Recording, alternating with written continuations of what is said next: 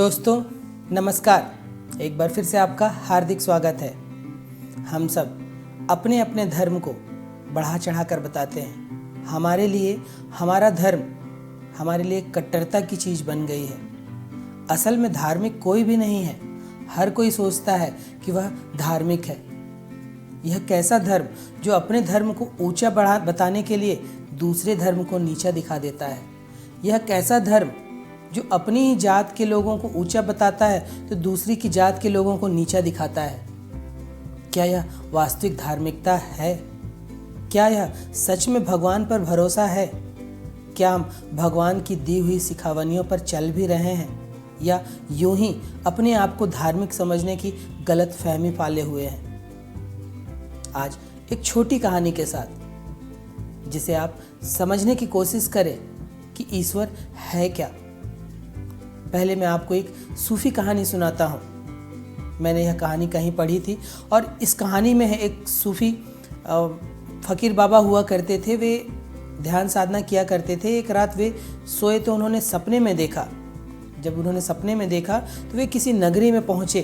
जब वे उस नगरी में पहुँचे तो वहाँ पर उन्होंने देखा कि बहुत जुलूस के साथ, गाजे बाजे के साथ कुछ रैली निकल रही है और रैली में सबसे आगे सुंदर रथ पर एक भगवान को ले जाया जा रहा था।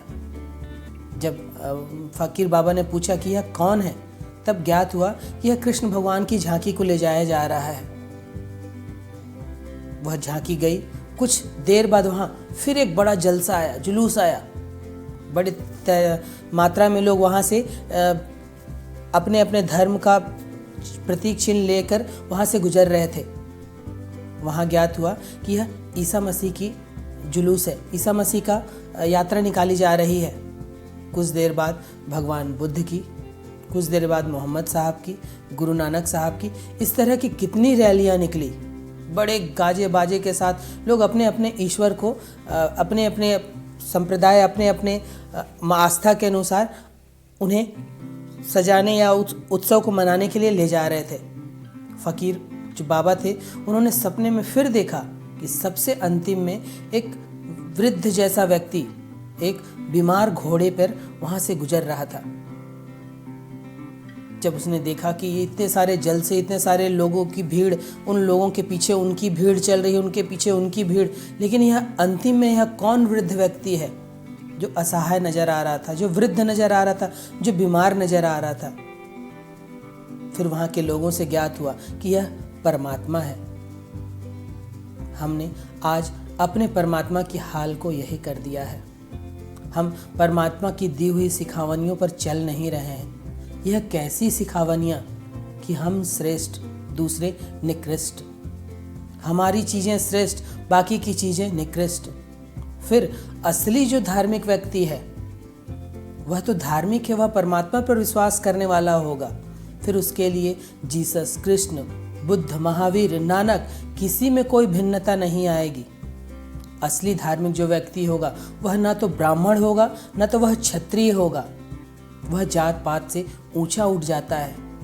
यह कैसी भगवान पर आस्था, यह कैसे भगवान को मानना जो दूसरों को नीचा गिरा देता है और स्वयं को उठाने की कोशिश करता है। क्या यह वास्तविक भगवान को मानना हुआ? असली जो भी व्यक्ति होगा, जो असली आस्तिक होगा, जो असली में भगवान पर जिसकी आस्था होगी, वह कभी हिंदू, मुसलमान, सिख, ईसाई की बात नहीं करेगा। वह कभी भी क्षत्रिय, ब्राह्मण की बात नहीं करेगा। उसके लिए सब कुछ समान है। वह हर किसी में मानव को, हर किसी में परमात्मा के अंश को ही देखेगा और असल में वही वास्तविक धार्मिक है। जीसस ने कभी नहीं कहा कि वे ईसाई हैं। भगवान बुद्ध ने कभी नहीं कहा कि वे बौद्धिस्ट हैं, या कृष्ण ने कभी नहीं कहा कि वे हिंदू हैं, या शिव ने कभी नहीं कहा कि वे हिंदू हैं। यह बांटने वाला कौन है? इस पर थोड़ा सा दिमाग लगाइए। ठीक है, अगर आप हिंदू हैं तो उसको अपने चरित्र पर उतारिए। अगर आप हिंदुत्व की चीज़ों को बढ़ाना चाहते हैं तो उसे अपने चरित्र पर लाइए। अगर आप मुसलमान हैं, अगर आप ईसाई हैं, आप सिख हैं, तो उनकी सिखावनियों को आपके आचरण में आना चाहिए। यह कैसी धार्मिकता जिसके लिए हम एक दूसरे का खून बहाने को तैयार हैं। क्या यह सच में भगवान में आस्था है? क्या यह सच में धार्मिकता होना हुआ? असली धार्मिक तो इससे परे होता है। उसकी जुबान पर कभी नहीं आएगा कि मैं श्रेष्ठ, ब्राह्मण श्रेष्ठ या क्षत्रिय श्रेष्ठ या मुसलमान श्रेष्ठ या ईसाई श्रेष्ठ या हिंदू श्रेष्ठ। वह सबको समान दृष्टि से देखेगा। वह इंसान को इंसानियत की नज़र से देखेगा। एक छोटी कहानी जो हमने मोरल साइंस में पढ़ी थी, मैं आपको एक बार फिर से सुनाता हूँ। शायद आप लोगों में से कई लोगों ने इस कहानी को सुनी होगी। एक राजा था, उसका नाम था बलवीर नामक राजा। राज्य शासन में राज्य करता था। वह जब बाहर निकलता तो वह भिखारियों को दान दिया करता था। 2 भिखारी उसके महल के सामने हमेशा रामलाल और श्यामलाल बैठा करते थे। रामलाल थोड़ा वृद्ध था, श्यामलाल युवा था। ऐसे ही एक दिन राजा वहाँ से गुजर रहे थे तो उनकी बेटी का उस दिन जन्मदिन होता है। तो वह सभी भिखारियों को बांटता है और यह देखता है कि रामलाल और श्यामलाल नामक जो भिखारी हैं वह रोज आते हैं, तो वह उन्हें नाम से भी जानता है। तो वह बुलाता है कि रामलाल, श्यामलाल, तुम लोग दोनों यहाँ पर आओ।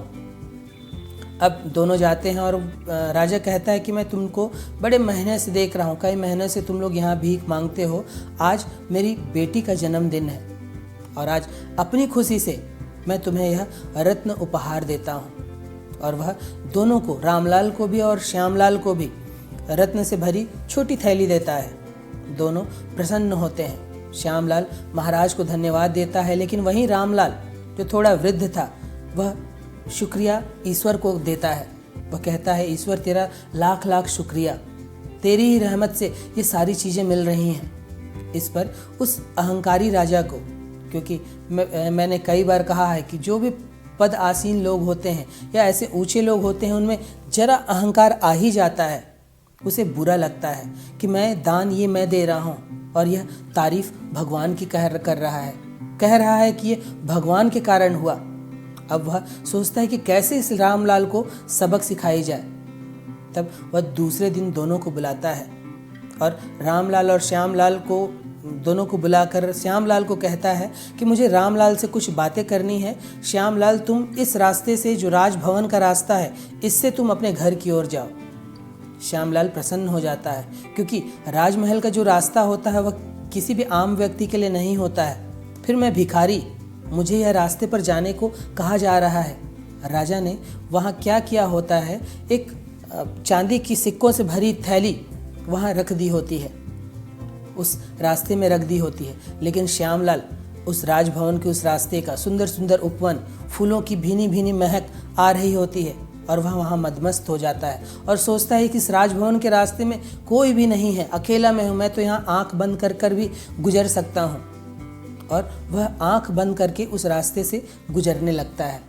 वह चांदी के सिक्कों से भरी थैली वहाँ नहीं देख पाता है और अपने घर चला जाता है।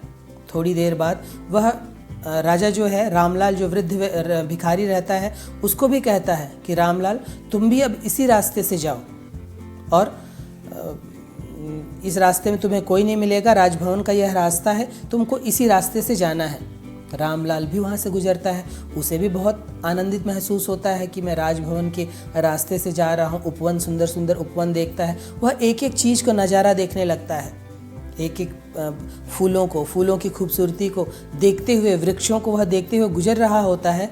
तभी उसकी नज़र चांदी से भरी हुई उस थैली पर पड़ती है और वह थैली को खोल कर देखता है तो वह सोचता है कि अरे, इसी रास्ते से तो श्यामलाल भी गुजरा था, लेकिन क्या उसे यह थैली दिखाई नहीं पड़ी? ईश्वर, तेरा बहुत बहुत शुक्रिया, तेरी ही रहमत से सब कुछ होता है।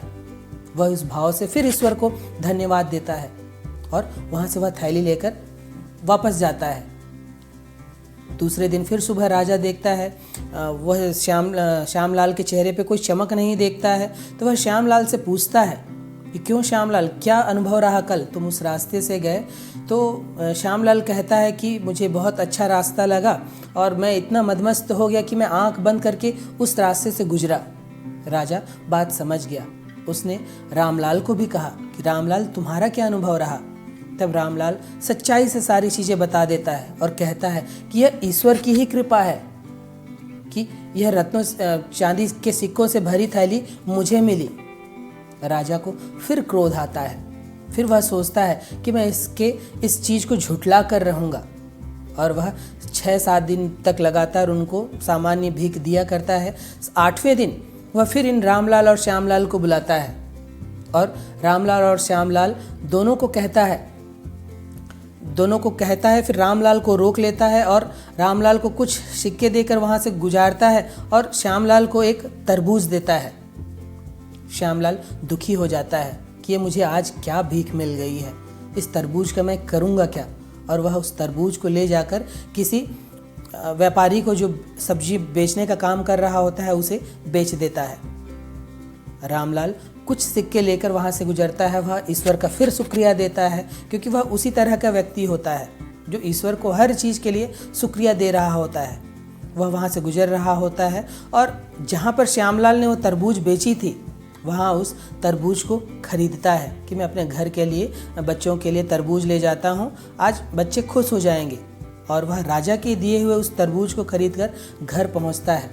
जब वहाँ घर पहुँचता है और तरबूज को काटी जाती है तो वहाँ सोने से सिक्के से भरे पूरे तरबूज में सोने के सिक्के मिलते हैं। राजा ने वह सोने के सिक्के श्यामलाल को देने के लिए रखे होते हैं, लेकिन वह श्यामलाल जो उस तरबूज को उस व्यापारी के पास बेचता है और रामलाल उसे वहाँ से खरीद कर ले आता है। अब फिर यह वृद्ध जो रामलाल है वह ईश्वर को धन्यवाद देता है कि तेरी ही रहमत से यह सब कुछ हो रहा है। दूसरे दिन राजा दोनों की प्रतीक्षा करता है, लेकिन रामलाल जो है राजा के दरबार में भीख मांगने नहीं पहुंचता और श्यामलाल पहुंचता है। तब राजा पूछता है कि क्या हुआ, आज रामलाल क्यों नहीं आया। तब श्यामलाल कहता है कि रामलाल अक्सर कहा करता था ना महाराज कि ईश्वर बहुत बड़ा है, उसकी कृपा से ही सब कुछ होता है। सचमुच में ईश्वर ने उस पर बड़ी कृपा की है। उसे कल एक तरबूज मिला, उसने एक तरबूज खरीदा और वह तरबूज सोने के सिक्कों से भरा हुआ था। सचमुच में ईश्वर की कृपा बड़ी है। राजा फिर उस बात को सोचता है और मानता है कि सचमुच में सब कुछ ईश्वर की कृपा से होता है और ईश्वर की कृपा से ही हमें सारी चीज़ें मिलती हैं, उससे बड़ा कुछ भी नहीं है। फिर हम क्यों अपनी छोटी छोटी क्षुद्रताओं को लेकर बैठे रहते हैं। हम कहते जरूर हैं हम हिंदू हैं या मुसलमान हैं, या हम ईसाई हैं या सिख हैं, या हम ब्राह्मण हैं या क्षत्रिय हैं, लेकिन वह गुण हमारे चरित्र में दिखता नहीं है। हमारे चरित्र में ब्राह्मणत्व का कोई गुण नहीं दिखता, हमारे आचरण में वह गुण नहीं दिखता। हम कहते जरूर ब्राह्मण हिंदू हैं, लेकिन हमारे मुंह से माँ बहनों के लिए गंदी गंदी गालियाँ निकलती हैं। हम कहते जरूर हैं कि हम क्षत्रिय हैं, लेकिन किसी की रक्षा करने के लिए हम आगे नहीं आते हैं। हम जरूर कहते हैं कि हम ईसाई हैं, हम सिख हैं, लेकिन हमारे चरित्र में, हमारे आचरण में, हमारे धर्म ग्रंथ की जो सिखावनियाँ हैं वह ईसाई धर्म की हो, वह सिख धर्म की हो, वह बौद्ध धर्म की हो, वह हमारे आचरण में दिखता नहीं है। फिर क्या पूजा पाठ कर लेने से या अपने आप को हिंदू मुसलमान कह लेने से ही हम श्रेष्ठ हो जाएंगे?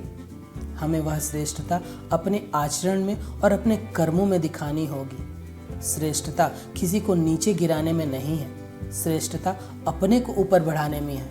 आप मानिए, आप जो जन्म से मानते आए हैं कि आप हिंदू हैं, बिल्कुल मानिए, लेकिन हिंदुत्व के उस गुण को तो अपने भीतर उतारिए। फिर जरूरत ही नहीं पड़ेगी कि कोई मुसलमान है या कोई सिख है। असली परमात्मा को पहचानिए। हमने परमात्मा को भुला दिया है, हमने परमात्मा को किसी कोने में बैठा दिया है और हम अपने अपने धर्म प्रतीकों को लेकर आगे जुलूसों में और झुंडों में चल रहे हैं, भेड़ चाल में चल रहे हैं, और किसी के उकसाने पर, किसी के कुछ बोलने पर हम मारने काटने को आमादा हैं। इसे हमें बदलना होगा, हमें परमात्मा को पहचानना होगा, हमें परमात्मा को अपने हृदय में बसाना होगा, हमें अपने भीतर उस परमात्मा को लाना होगा। आप एक आत्मा है जो परमात्मा का ही अंश है और आपने उसे कहीं भुला दिया है, कहीं उसे खो दिया है। उसे ज़रूरत है वापस लाने की।